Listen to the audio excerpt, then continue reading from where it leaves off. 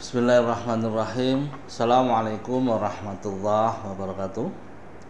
Selamat pagi, salam sejahtera untuk kita semua. Pagi hari ini 3 November 2025 kembali BPS Kabupaten Banyumas akan menyampaikan berita resmi statistik dengan tema inflasi Purwokerto bulan Oktober 2025 dan perkembangan pariwisata di Kabupaten Banyumas bulan September 2025. Nah, mari kita mulai dengan menyampaikan inflasi Purwokerto bulan Oktober 2025. Pada bulan Oktober, Purwokerto mengalami inflasi sebesar 0,33% dengan indeks harga konsumennya yaitu sebesar 108,15. Sementara untuk inflasi YoY-nya adalah 2,71% dan inflasi tahun kalendernya adalah 1,87%. Kalau kita amati grafiknya itu perkembangan inflasi dari bulan ke bulan untuk Purwokerto. Bulan Oktober kita bandingkan dengan bulan September lebih tinggi. Bulan September 0,29 sementara Oktober 0,33. Dan kalau kita bandingkan dengan Oktober 2024, posisi Oktober 2025 juga lebih tinggi. Di Oktober 2024 sebesar 0,15 sementara di Oktober 2025 sebesar 0,33. Oke, kita lanjut untuk melihat inflasi berdasar kelompok pengeluaran. Tadi kita tahu bahwa inflasi umum Purwokerto adalah 0,33. Kita lihat kelompok pengeluarannya. Kita lihat di perawatan pribadi dan jasa lainnya merupakan kelompok yang mengalami inflasi tertinggi yaitu sebesar 2,68, kemudian disusul oleh transportasi 0,52 dan makanan, minuman dan tembakau 0,31. Jadi itu inflasi baik kelompok pengeluaran. Kemudian kalau kita lihat andilnya terbesar masih di perawatan pribadi dan jasa lainnya 0,16, kemudian makanan minuman 0,1 dan transportasi 0,06. Jadi itu tiga besar yang memberi andil inflasi Purwokerto di bulan Oktober 2022 ini. Kita lanjut melihat beberapa komoditas utama.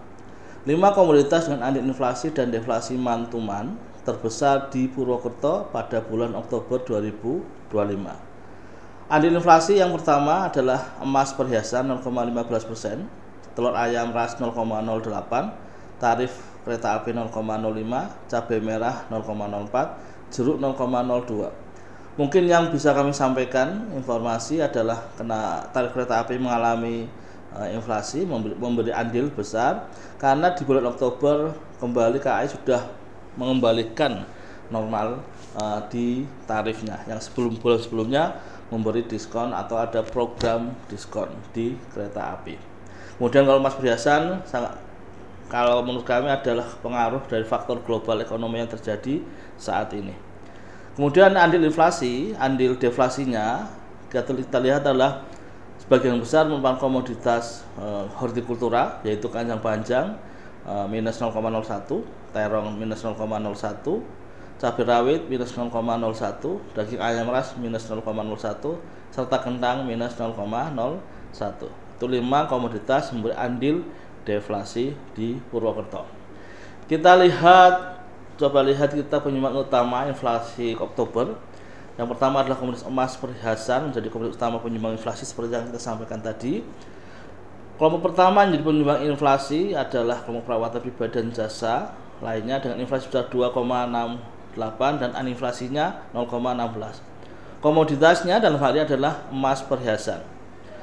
Kemudian inflasi emas perhiasan pada bulan Oktober memecah rekor. Jadi kalau kita lihat itu di grafik di bawah perkembangan inflasi emas perhiasan sejak 2023 sampai 2025 month-to-month. Posisi Oktober 2025 itu mencapai angka 13,72%. Kalau kita lihat ke arah kiri saya itu bahwa di posisi Januari 2023 sangat rendah, kemudian terus puncaknya Oktober ini sebagai puncak inflasi dari komoditas emas. Kalau kita lihat andilnya juga sama, sisi kanan itu lihat kita andil dari emas posisi Oktober 0,15%-nya. Kemudian kalau kita lihat inflasi andil kelompok perawatan pribadi, ya mungkin grafiknya menarik ya. Di situ dilihat andilnya sebesar 0,15, inflasinya 2,68. Kembali kelompok ini di Oktober merupakan mengalami puncak dari sejak 2022 itu kita lihat ya. Oke, kita lanjut ke kelompok makanan, minuman dan tembakau. Kelompok makanan, minuman, tembakau itu mengalami inflasi sebesar 0,31% dan memberi andil 0,1%. Beberapa komoditas menjadi penyumbang andil inflasi adalah telur ayam ras, cabai merah, jeruk, sigaret kretek dan sigaret kretek tangan. Kemudian komoditas yang deflasi tadi hortikultura, buncis, kentang, buah naga, daging ras, cabai rawit. Nah, kita lihat beberapa komoditas kelompok makanan dan tembakau menyebabkan inflasi di Oktober. Telur ayam ras,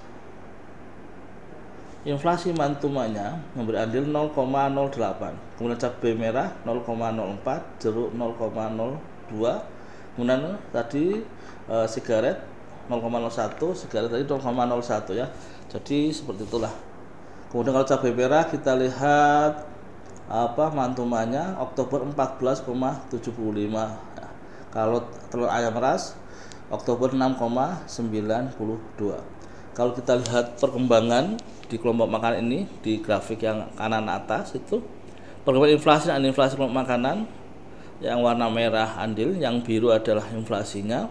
Kita lihat Oktober 0,31 itu adalah inflasinya, sementara andilnya 0,1. Kalau kita bandingkan dengan bulan-bulan sebelumnya sejak di 2022 ya sangat fluktuatif ya. Jadi kalau bahasa lihat grafiknya itu grafik kayak kalau kita lihat gergaji ya kayak gitulah, model-modelnya seperti itu. Jadi sangat fluktuatif untuk kelompok makanan, minuman dan tembakau ini ya. Oke, kita lanjut inflasi Oktober YoY-nya. Jadi bulan Oktober ini Purwokerto mengalami inflasi YoY 2,71%. Kita lihat grafiknya situ agak linear, naik sejak di bulan Mei, Juni, Juli, Agustus relatif, kemudian September, Oktober naik terus. Nah, kalau kita lihat trennya, sejak di Februari mengalami deflasi. Kalau kita lihat kelompok pengeluarannya, inflasi terbesar itu terjadi pada kelompok perawatan pribadi dan jasa lainnya, yaitu sebesar 10,14. Kemudian diikuti makanan, minuman dan tembakau sebesar 3,99, dan ya selanjutnya adalah pakai perumahan, air listrik dan bahan bakar rumah tangga 1,84. Tiga besarnya pendidikan juga 2,12 ya. Ini secara YoY-nya. Kalau andilnya, andil terbesar adalah makanan, minuman dan tembakau sebesar 1,16%, diikuti perawatan pribadi dan jasa lain 0,58%. Jadi kalau kita bisa ngamati posisi harga di Oktober dibanding dengan harga di Oktober tahun yang lalu. Ya, oke lanjut. Kita lihat 5 komoditas dengan andil inflasi dan deflasi yang terbesar secara YoY di Purwokerto. Yang pertama andil inflasi pertama masih emas perhiasan 0,27%. Kemudian tarif air minum PAM 0,2%, telur ayam ras 0,17%, cabai merah 0,16% dan beras 0,14%. Nah, kemudian ada deflasinya kacang panjang minus 0,03%, bawang putih minus 0,03%, tarif kereta api minus 0,02%, cabai rawit minus 0,02% dan buncis minus 0,02%. Itu adalah inflasi YoY 2025 di bulan Oktobernya. Oke, kita lanjut dengan informasi perkembangan pariwisata Kabupaten Banyumas di bulan September. Kita lihat perkembangan perjalanan wisata Wisnus Nusantara di grafik itu.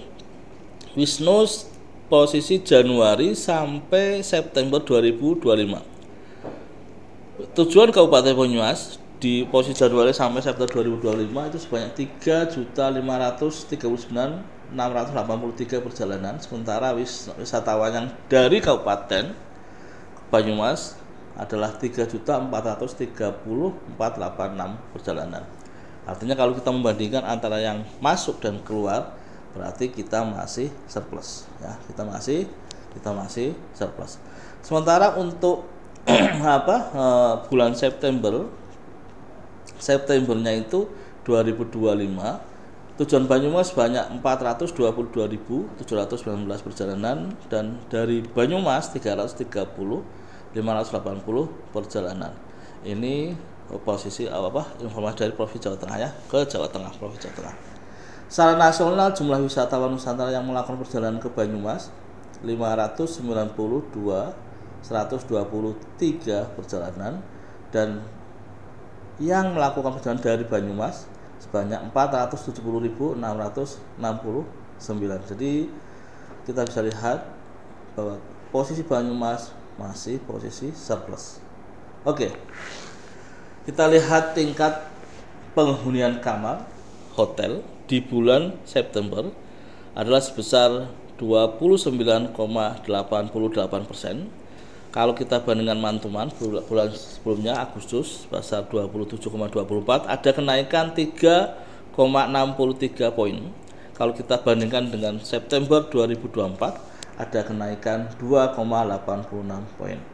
Kemudian rata-rata menginapnya, kita di September Kabupaten Banyumas rata-rata menginapnya untuk kamar hotel itu mengalami penurunan dari 1,08 menjadi 1,07 atau turun 0,01 poin secara mantuman. Tapi kalau kita bandingkan dengan September 2024, rata-rata menginap ada kenaikan 0,02 poin. Nah, kenaikan TPK tingkat penghunian kamar dan rata-rata menginap di September ini sangat mungkin dipicu oleh event-event yang dilaksanakan di Kabupaten Banyumas selama bulan September. Kita ketahui Banyumas di sentranya adalah Purwokerto, ada banyak kampus perguruan tinggi, ada perguruan tinggi yang di bulan September itu melakukan wisuda. Ada Unsud, ada Amikom, dan beberapa perguruan yang lain, sehingga sangat memungkinkan mendatangkan wisatawan dan kunjungan, sehingga tingkat penghuni kamar pun relatif naik ya. Oke, kita lihat selanjutnya. Untuk kita lihat khusus bintang ya, tingkat penghuni kamar hotel bintang ya, rata-rata pertama posisi September 39,63. Kalau kita bandingkan dengan Agustus, ada kenaikan 3,7 poin dari 35,93. Kalau kita bandingkan dengan September 2024, itu ada penurunan. Kalau kita lihat ya, di September 2024 tingkat penghuni kamar hotel bintang 39,75, sementara di September 2025 ini kita 39,63. Kemudian rata lama menginapnya ada peningkatan. Kalau kita lihat di September 1,14, naik 0,01 poin dibandingkan Agustus 2025 yang 1,13, dan naik 0,06 poin dari September 2024 dari 1,08 ya. Oke. Kalau sekarang adalah hotel non bintang, posisi tingkat penghunian kamarnya 27,22 poin di September 2025, naik 1,34 poin dibanding bulan Agustus 2025. Kemudian naik 4,35 poin secara YoY dibanding posisi September 2024 ya, naik 4,35 poin. Kemudian rata-rata menginapnya September 1,05, turun 0,01 poin dibandingkan Agustus juga di 2025 1,06 poin. Kalau kita bandingkan dengan September 2024 ya, rata-rata lama menginap hotel non bintang kita itu mengalami kenaikan 0,03 poin ya.